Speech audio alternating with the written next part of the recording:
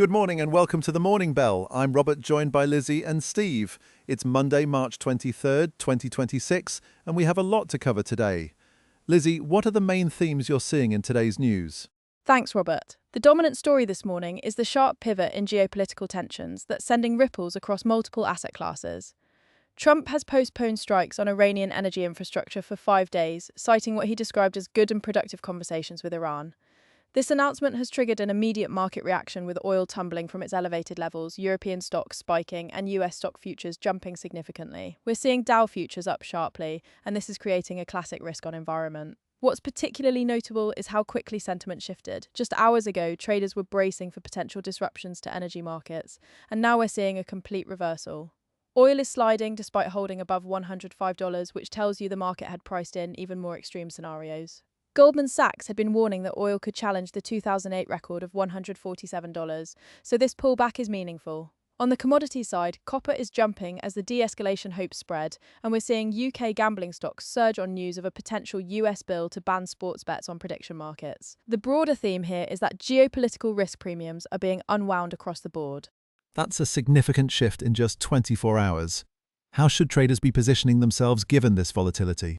The key here is recognizing that we're still in a highly fluid situation. Trump gave a 48-hour ultimatum initially. Now we have a 5-day postponement, which means this could reverse again quickly. For traders, the immediate opportunity is in energy-related plays that got oversold on war premium fears. Morgan Stanley just upgraded US LNG exporters amid supply disruptions, which suggests there's still structural tightness in energy markets, even if the geopolitical premium comes off. On the equity side, we're seeing stocks teeter near correction territory, and there's talk about whether the so-called taco trade could flop. The concern is that stocks have been correlating too closely with broader risk sentiment, and any resumption of tensions could trigger sharp moves lower. I'm watching gold closely as well because it's been sliding for 9 consecutive days now, which Morgan Stanley suggests could actually be a positive signal for stocks. The divergence between gold and risk assets is telling us something about where institutional money is flowing. For the week ahead, I'd be cautious about chasing this relief rally too aggressively. We need to see sustained follow-through and actual progress in these Iran negotiations before assuming the all-clear signal. That selectivity is going to be crucial in this environment. Steve, let's turn to the economic calendar. What's the data picture looking like for this week? Thanks, Robert. We have a relatively quiet start to the week with no major economic indicators scheduled for release today, which actually gives the market room to digest these geopolitical developments without competing data narratives.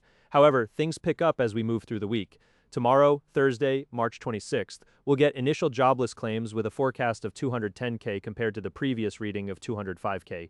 This will be important for gauging whether the labor market is showing any signs of softening, especially given all the cross-currents in the economy right now. Then on Friday, March 27th, we have 2 significant consumer sentiment indicators hitting at the same time. The Consumer Confidence Index is forecasted at 53.8, down from the previous reading of 56.6.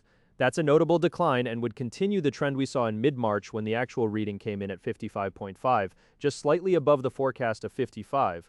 We're also getting the University of Michigan consumer sentiment on the same day, also forecasted at 53.8 compared to the previous 56.6. The fact that both consumer confidence measures are expected to decline is significant because it suggests households are becoming more cautious about economic conditions. This matters especially in the context of what we're seeing with geopolitical tensions and market volatility, as consumer spending drives roughly 70% of U.S. economic activity. If confidence continues to erode, it could translate into softer retail sales and slower GDP growth in the quarters ahead. Those consumer sentiment numbers will be critical to watch. Lizzie, let's shift to crypto. What are you seeing in digital assets as we head into the rest of this week? The crypto market is navigating some interesting cross-currents right now. Bitcoin is showing resilience, but remains vulnerable to broader macro pressures. We saw BTC initially dip to around $68,000, leaving a CME gap that traders are watching closely, but it's since rebounded above $71,000 following Trump's announcement about postponing Iran strikes. The key concern for Bitcoin right now is its growing positive correlation with US stocks, which some analysts warn could lead to a 50% drop if equities enter a deeper correction. Strategy, formerly MicroStrategy, continues to accumulate despite their holdings slipping about 10% into the red. They added $76.6 million in BTC last week, bringing their total to over 762,000 Bitcoin. Michael Saylor is hinting at more purchases, which shows institutional conviction remains strong even as retail sentiment wavers. The interesting divergence is between Bitcoin and gold. Gold has been sliding for 9 days straight, while Bitcoin holds relatively steady, and analysts suggest this reflects a split between retail investors who favour Bitcoin and central banks who are still accumulating gold. On the institutional side, the NYSE removed options limits on 11 Bitcoin and Ether ETFs, which could increase sophisticated trading strategies and liquidity. However, Bitcoin options are signalling fear even as ETF outflows remain relatively low, suggesting professional traders are hedging against downside risk. For Ethereum, there's potential for a 25% rally as the richest ETH whales return to a profitable state. We saw one Ethereum OG sell 31 million worth of ETH after holding for a decade, which is notable.